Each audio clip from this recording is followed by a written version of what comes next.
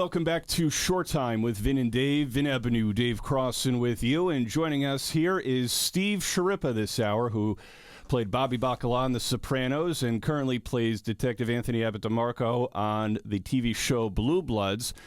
Steve going around, put out a book and the podcast, Woke Up This Morning, The Sopranos with Michael Imperioli. So we want to dive into all that. Obviously, they have an upcoming show that we mentioned at the top of our show this morning as well, in conversation with The Sopranos, with Steve, Michael Imperioli, and Vincent Pastore, all played on The Sopranos and everything, and they're coming to the Count Basie Theater in Red Bank Saturday night, September 10th. So, Steve, I want to get into a lot today, but first, just want to welcome you to the show. Thanks for coming on. Sure, my pleasure, man. Good to see you guys. Thank you. So, looking back, I mean, when putting together this book, Woke Up This Morning, and obviously the podcast with Michael, what were some of the things that you really wanted to get out there about the Sopranos, both your roles on the show and, just giving people, I guess, an insight as to what went on? Well, the book kind of came out of the podcast. We talked to 67 people that had stuff to do with the show, that was associated with the show. We had actors, mostly actors, but we had production people, stunt people, directors. David Chase came on 3 times. Nice. Stevie Van Zandt came on a few times. The costume people, the casting people. So it really gives the fans a peek behind the curtain, really. That's never been done before with The Sopranos. I mean, yeah, you've heard all the stuff on the surface, but this really gives you stories that even Michael and myself didn't know. I mean, I learned a lot. I did not know a lot of the stuff. I did not know that, Jerry Stiller got the role of Hesh originally, and then the really? commercial. I didn't know that Edie Falco, Tony Kellum, who wound up paying Big Pussy's wife, she screen tested for for Carmela. There was a whole lot of things I didn't know. And those are just a few, but there's so much more. And that's what we wanted to give. This, it's a definitive oral history. It hasn't been done. There's also no one on the inside has written a book. Me and Michael. Michael was there from day one. I came on in the beginning of the second season. So no one that was there ever wrote one. There was outside people, but no one that was actually there, So I think if you're a Soprano fan, honestly, it's a must. It's a must read, What were some of the things that I guess that you learned early on? Once looking back, once you started working on The Sopranos, some things that you learned about the people there, that maybe about the mob in North Jersey. Well, I didn't pay attention to the mob, in North Jersey. That didn't really, affect me much. And I don't know about the real mob and all that nonsense that it was, there was supposedly a real mob on wiretaps, and Sopranos was taking after that. I don't even believe that, to be honest with you. This came from the imaginations of Terry Winter, David Chase, Mitch and Robin, and the other writers who all kind of knew that world, I mean, some of them were from Providence, Rhode Island. Some were from Brooklyn, some were from different parts of the country, So I don't think it was, the Sopranos weren't necessarily, I don't know what I'm trying to use, but imitating the real mob, right. In North Jersey. But what I learned about the cast, I learned that Tony Sirico kept saying to me, after you say that line, you look at me, I look at you, you look at me. Let me get my mug in there. So I learned that.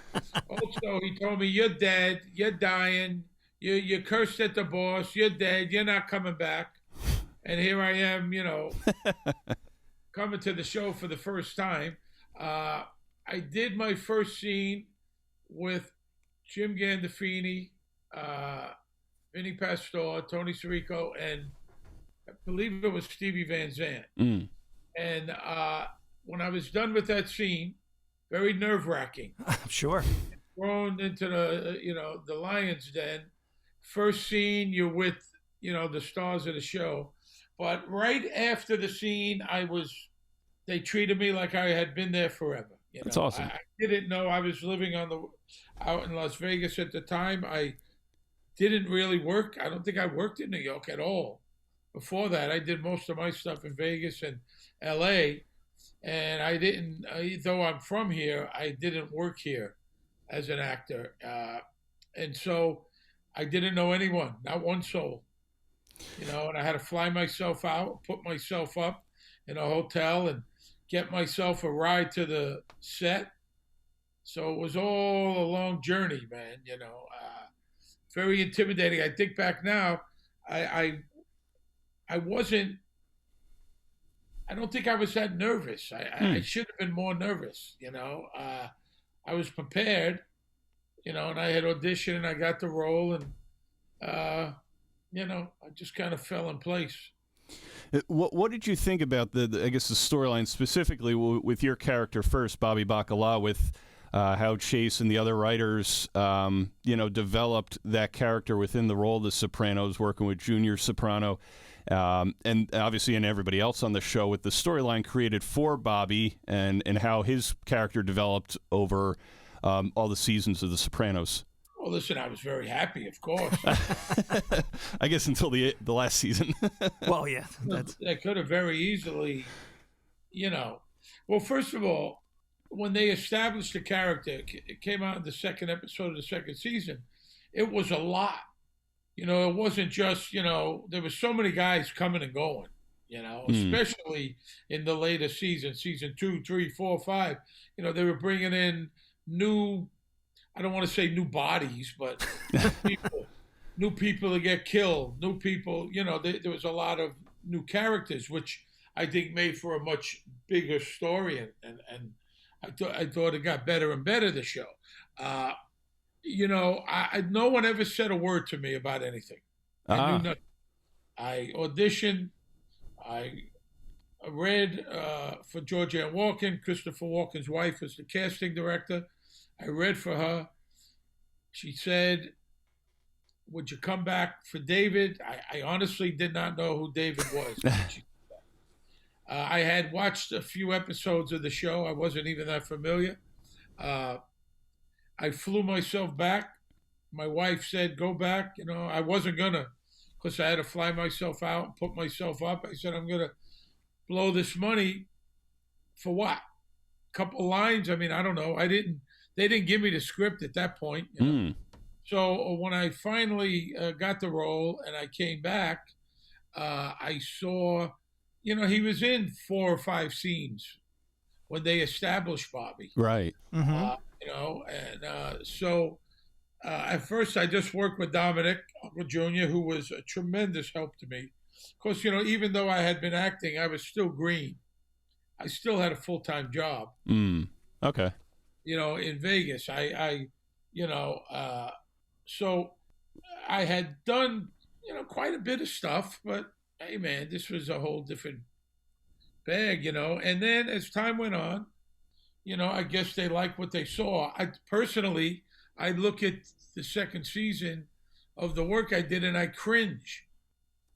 Some of the scenes I thought I was just god awful. Oh, wow. But I guess they saw something in me, and that's a good thing. And so, the role got bigger and bigger. Like I said, I guess they liked what I was doing. And there's always that chance. The more they give you, the better chance you got to get killed off. Because, they're not killing a guy that you just met for the first time. Audience isn't invested in him, But when they kill off a big pussy, one of the main characters, now anything could happen, and every season since, it's like, whoa, anybody could go. So you always had that worry. But, I mean, they gave me just incredible stuff to work with. I mean, but no one ever said, so this is going to happen, or what do you think, or nothing. You got the script, you did what was on the page, and that was that. So when they killed Bobby off while he was looking for trains, for trains and everything, did you So was it something you found out right then and there that's the way Bobby was going to go out? I found out before, a couple of maybe a month before. Okay. He came to the apartment and he told me. He was very vague even then. He came up to the apartment, which was unusual. He either told you on the phone or told you, pulled you off to the side while you were working. But at that point, it didn't really matter. In my mind, two things. Okay, whatever happens here to tell this story. However it ends, so what? The show's over. Number two, I was getting paid. It wasn't like that. I mean, honestly, and that, people might think that doesn't matter. It certainly matters. Sure. I would have got killed off early, and I've told Vinny Pastore this. I would have felt just terrible. And Vinny did for a long time. Vinny talks about it on stage when we do the live show. He was hurt. Not only was he out of work on the hottest show in TV and possibly the TV history, he was no longer getting paid. We started making money as the years went on. He never made that money. And also, he was no longer working with his friends. I mean, we all became friendly, a tight-knit group. And he didn't watch the show for a long time. Oh, wow. He didn't at all. He was hurt, and they brought him back, of course, a few times. But he was upset. The one good thing on his hand, he was the first soprano out.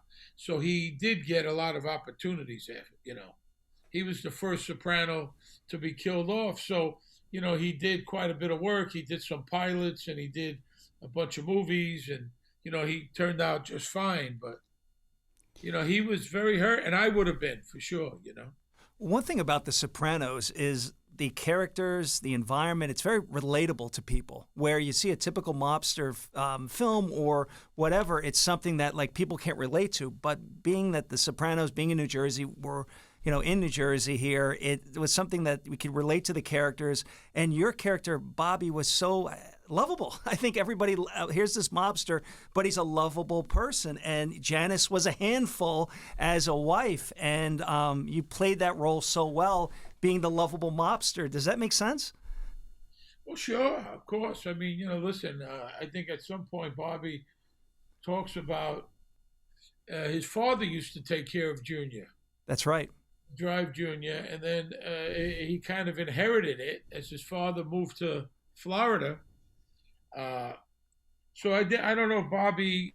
There was also a reference. Bobby used to be a head waiter at one point in a restaurant, and then he kind of morphed into this gopher for Junior, and in turn had to do some, bad things. He had no choice, and of course, the ultimate bad thing was when Tony forced him to kill that Canadian. That's right. Yeah. The last thing that Bobby wanted to do, but after the fight with Tony, he had no choice. It was kind of like, you kill him or you're going to get killed, more or less. So I think Bobby's life changed forever after that. And never wanted to do that. Look, these characters, which is the genius of the show, were terrible people. They were murderers, drug addicts, thieves, cheated on their wives, destroyed people's families. Yet, we liked them. We rooted for them. We rooted for Tony Soprano. Sure. The ultimate anti-hero. Why? I don't know. The writing, Jim's performance, that you like this guy. He liked animals, horses, dogs, more than he liked people. Pie oh my. Pie oh my, yes. I think that's the genius of the show, Are there any, I want to ask like a singular moment, but what are some of the favorite scenes or more impactful scenes or episodes that you were a part of that you're like, oh wow, that was like a big moment or a big episode where Bobby Bacala played a big role. Are there certain scenes or episodes that really stand out to you? Like, oh wow, that was good. I think the biggest one and the first one was when Bobby Sr., Burt Young, comes out of retirement, per se, and kills Mustang Sally. Mustang Sally, yes. And first time I had to get emotional. It was hard for me. I had to cry, and you got to do it over and over and over. It's not easy. That was, I think, kind of the big thing they gave me. And I went, whoa. Because up until then, season 3, they had made me a series regular, and I moved my family back to New York. And I wasn't working all that much, and I was getting frustrated. Sure. And I was saying, what the hell? I commuted the first season. I left my wife. I had 2 kids, young kids. And I said, what the hell did I have to move here for? Yeah, right. My wife and kids were born in Las Vegas.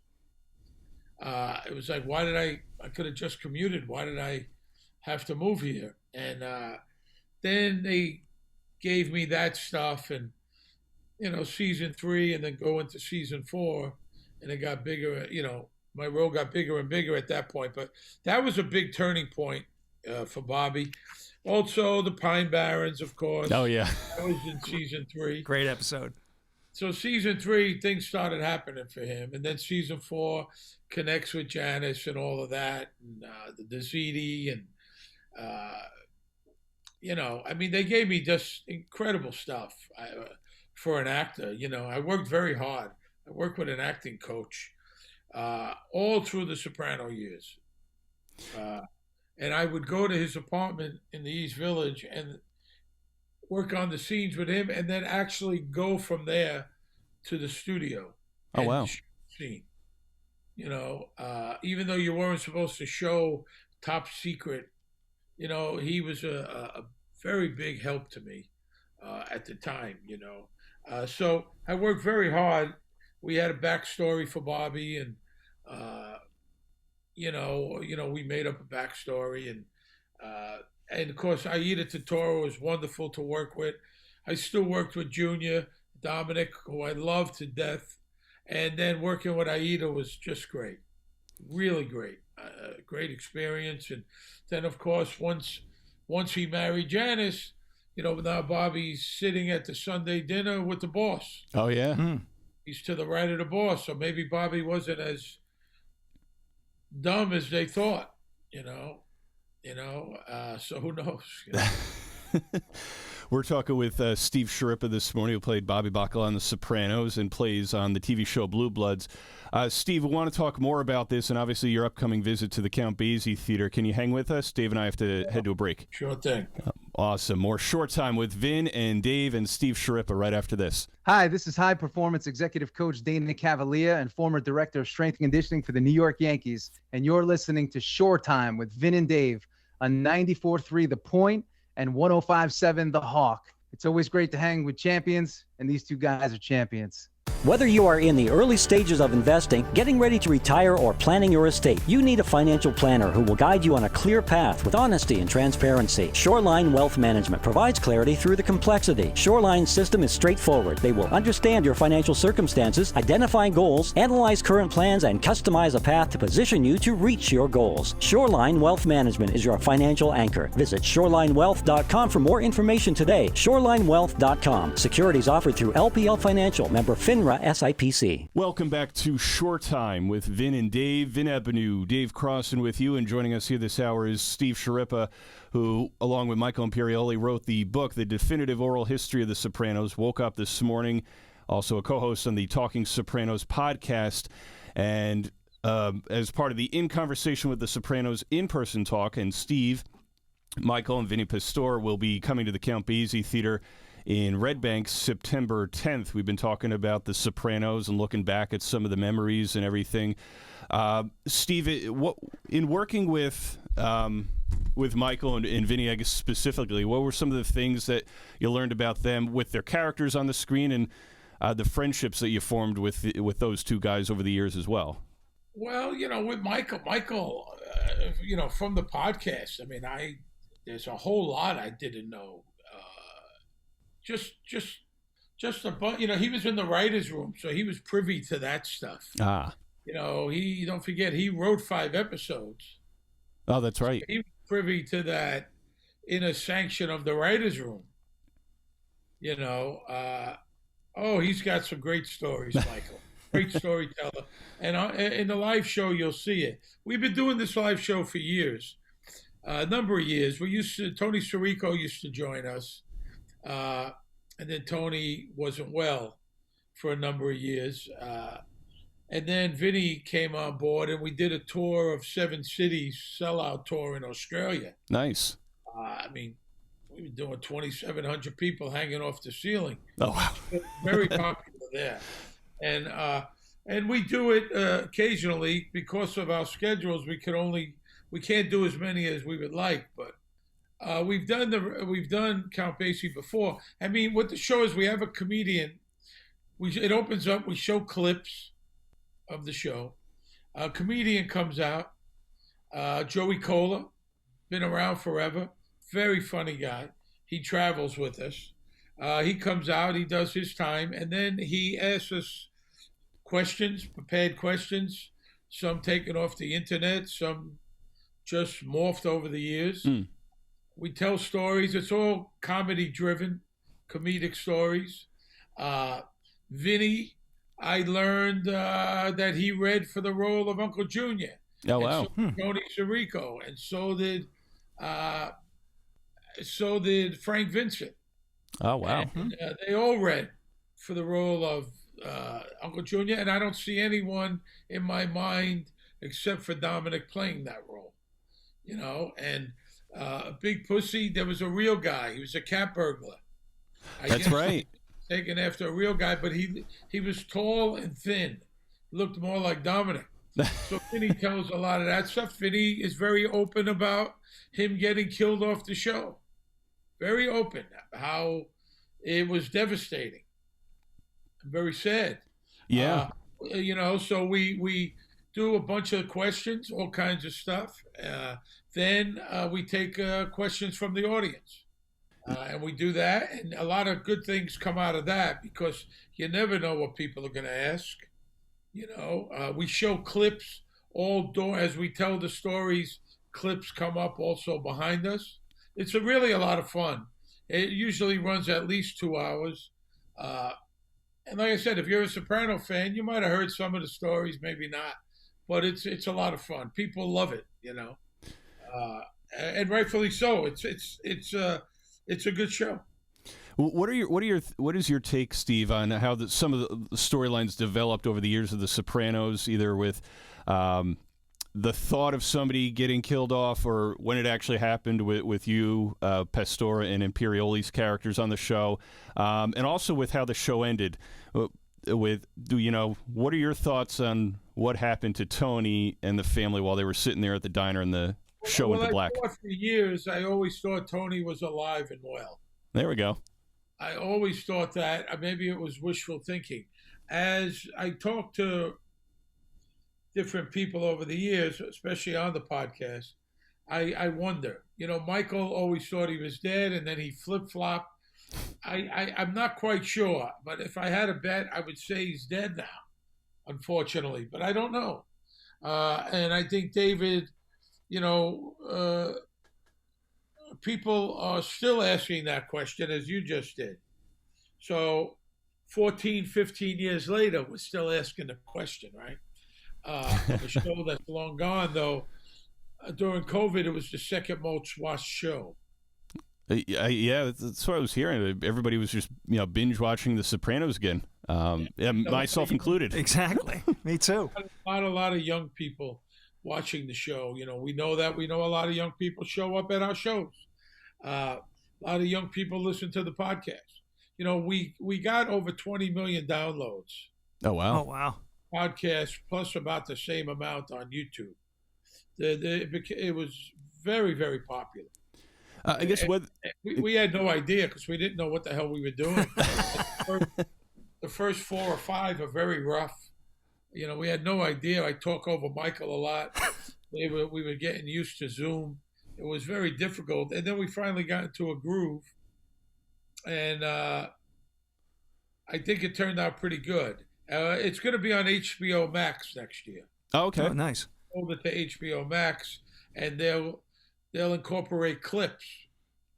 Oh, nice. So, it's edited down and incorporate clips. I think it's what I like about the podcast. It'll be up there forever, good, bad, or indifferent. Yeah. Mm-hmm. There's people. We tried to make it entertaining. It wasn't just all soprano. We told stories of our life and our favorite restaurants and books, and of course, there's always morons who just want to listen to what they want to listen to. So very nicely, just don't listen to it. Our podcast is not for you. Don't listen. I don't want to hear your comments until you're doing it. Sure. Yeah. Until you're doing one, you see how difficult and how much work you put into it. Yeah. I don't want to hear it. So it may not be for everybody. What is your what do you think has made The Sopranos? I mean, obviously, for people who live in New Jersey, it's a huge thing, even in New York as well. But what do you think has made The Sopranos so timeless? Where you could just always rewatch it, and it's still obviously just as good, just as funny in certain parts, and that it still has that lasting power still now, and you obviously over the years have continued to grow the audience since it first aired. Yeah. Well, first of all, it's huge all over the world. Mm. All over the world. Okay, from Saudi Arabia to Norway to Australia to the UK and on and on and on and on. So it's become, years ago it was hard to get in those other countries. It took them years. They were years behind. Now because of streaming, they're right there. And I think the audience for The Sopranos, because a lot of people didn't have HBO, was 11 million people. There's more people watching it now than watched it then, probably. I think the writing, if you look at the show now, besides the cars and the phones and the computers, it holds up as if it was written yesterday. Very much so. It's not dated at all. You watch some shows, you go, this is dated, their references. Not much on The Sopranos. I think it's the brilliance of David Chase and the writers. There's all kinds of Instagram about the clothing and about this and about that, and Soprano House and on and on and on. It's quite amazing. I think people will be watching this show 50 years from now. The way they watch Seinfeld and Gilligan's Island and the Munsters and all these shows that are still popular, I believe they'll still be watching The Sopranos. It's a very smart show. People think it's just about killing and shooting, and it's so much more than that. It goes so deep. Absolutely. Steve, I want to transition to the character you're playing now on Blue Bloods, Detective Anthony Abbott DeMarco. I know you joined, I think this is you're going into your 7th season. What is some things about Blue Bloods that you like about the character Abbott DeMarco on there, the dynamic that you have with Donnie Wahlberg's character on the show, Detective Reagan, and everything, and obviously with Bridget Moynihan working out of the office as well. So what are some of the things you enjoy about doing Blue Bloods? Well, what I like about Blue Bloods is Anthony is a regular guy that happens to be a cop, like there are so many. Mm. When you meet cops, and I'm very pro-cop, when you meet cops, some are kind of buttoned-up guys, and then you have those kind of street guys that are like an everyman that can relate. And that's what Anthony is. Grew up in an Italian neighborhood, had relatives that were in the mob or fringe guys. He's very, very smart when it comes to this kind of work, and also very old school. Mm. Doesn't take much crap, including from Erin, Bridget Moynihan, who was just delightful to work with. And I've worked with a lot of great actresses, and she's as good as any of them. And Donnie's just terrific. I mean, Donnie does what Donnie does. He's running. He's 53 years old. He's running, shooting, jumping. I don't know how the guy does it. He has more energy than anybody I ever met. Will Estes is great. Yeah. I worked with him. We had a big episode together. Really, the cast is just fantastic.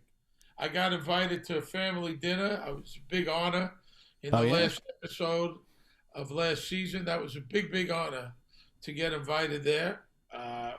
It is a wonderful. I came in for one episode in 2015, season 6, and I wind up. I've done over 110 or 12 or 13 episodes already. Oh wow! Way more than The Sopranos. And towards the end, as I'm winding down my career, it's been just wonderful. Shoot here in New York. Wonderful cast, great writers, and I couldn't be happier, you know. Steve, I know, I'm sure you can't give too much away, but any spoilers, anything we could look forward to in the new season of Blue Bloods? I don't even know. I mean, Erin's running for DA, so that's a major storyline, but she's great, just great, Bridget. And Tom Selleck, of course. And I don't work with him much. I've only done 2 scenes with him in all the episodes. Yeah. Our characters don't interact too much, but I think I work with Abigail Hawk coming up. Baker, okay. which I've never worked with, so that's kind of fun. Oh, there we go.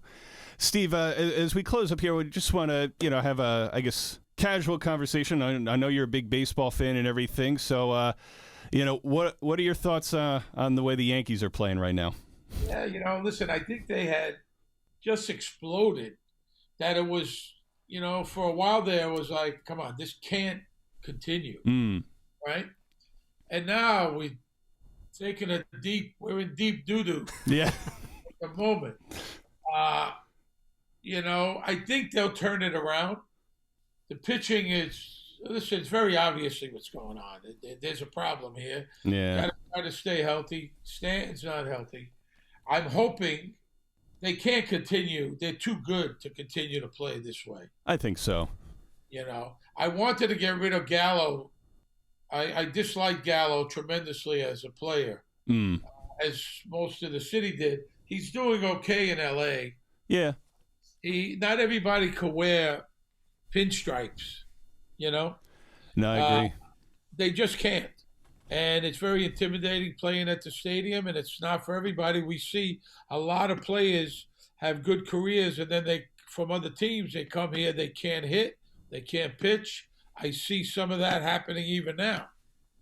I don't know. My wife's a crazy Yankee fan. I mean, I'm a fan. Well, we watch most games, and it's been very frustrating, to say the least. But I think they'll turn it around. They're too good. Yeah. And they got Judge leading the way, too. Steve, we could always bring you over to the Mets. I hope so. What about the Mets? Listen, I don't hate the Mets. I think I'm going to a game with a friend next week. Oh, there you go. I don't hate the Mets at all. I don't pay much attention. I mean, I root for them. I don't want them to lose. They got a good team. Let's go Yankees. I'm a Yankee guy. I tell you who can't run for crap. Donaldson. Ugh. I could beat Donaldson to first base. Bobby Bacala, Anthony Abitamarco could beat Donaldson to first base. Let's see it. Right, horrible runner. Ugh. Horrible. It's frustrating to watch him this year, Donaldson. It's Aaron Hicks. I mean, a lot. Him too. A lot of guys, man. I don't know. I think this new guy. What's the new guy? Benintendi? Yeah, he's starting to hit a little. I mean, Yeah, but not much. I mean, Yeah, listen, they need you more got of to him. deliver at Yankee Stadium. They'll boo you quick, man. Oh yeah. But not as quick as the Knicks. I'm a diehard Knicks fan. Diehard. But I've been there many opening night. They're booed by the third quarter. It's true. It's been a rough go for the Terrible. Knicks. I mean, really. Come on now. Give them a chance. Give them a chance. And Steve, are you a Giants fan as well? I'm not. I don't, believe it or not, I don't follow football at all anymore. I like the Giants. Yeah, I like there we the go. Giants. I don't dislike the Jets.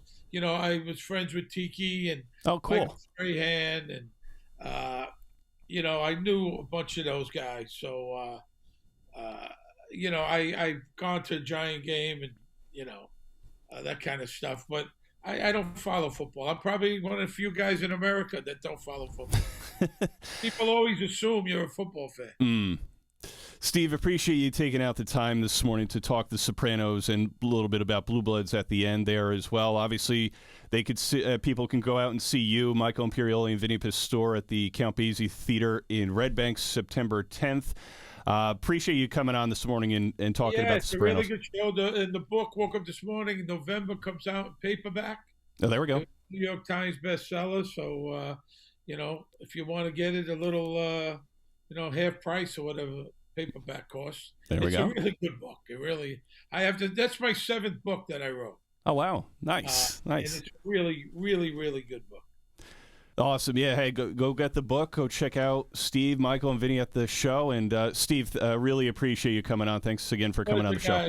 Thank you, man. Good talking to you. That is Steve Schirripa. More Short Time with Vin and Dave coming up next. Hey, this is UFC Championship fighter and Toms River High School East alumni Frankie Edgar, and you're listening to Short Time with Vin and Dave on 94.3 The Point and 105.7 The Hawk. Dave and Vin, these guys are the buzz. Let's face it, investment concepts and financial planning can be very intimidating and confusing. Shoreline Wealth Management addresses that feeling head on. Their goal is to educate you while offering financial advice without buzzwords and jargon. Shoreline includes you in the process and makes you comfortable every step of the way on your path to financial freedom. Shoreline Wealth Management is your financial anchor. Visit shorelinewealth.com for more information today. Shoreline Wealth Management, with offices in Manchester and Manahawkin. Securities offered through LPL Financial, member FINRA SIPC.